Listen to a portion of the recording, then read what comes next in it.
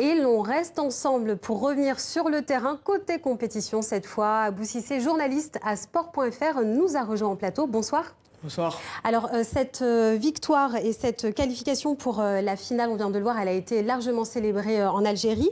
Qu'est-ce que cela représente pour la sélection?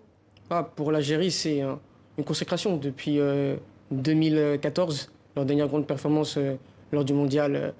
Ils ont réussi enfin à décrocher un résultat important dans une CAN.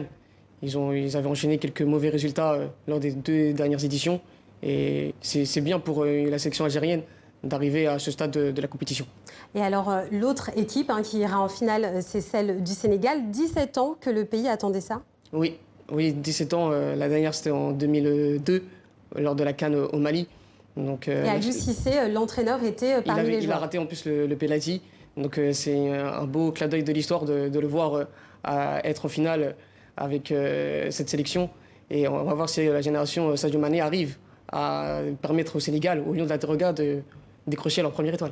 Alors, l'équipe algérienne et l'équipe sénégalaise, elles ont un point en commun. Elles ont 2 entraîneurs locaux. Donc, on vient de parler d'Aliou Cissé. Il y a aussi Djamel Belmadi pour l'Algérie. Est-ce que c'est un signal positif qui est envoyé? Oui, de voir Belmadi et aussi Aliou Cissé être en finale de la CAN, c'est une bonne nouvelle pour les sélectionneurs locaux.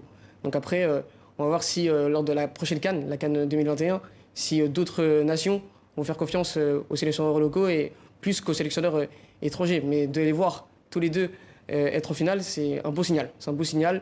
Il faut une confirmation lors de la prochaine CAN. Et d'autres équipes comme ça ont aussi fait appel lors de cette CAN 2019 à des entraîneurs locaux. Oui, je pense au Mali de Magasouba, qui est en poste depuis 2017, qui fait du bon boulot. Pareil avec la Côte d'Ivoire de Camara. Donc oui, il y a une petite tendance qui s'installe.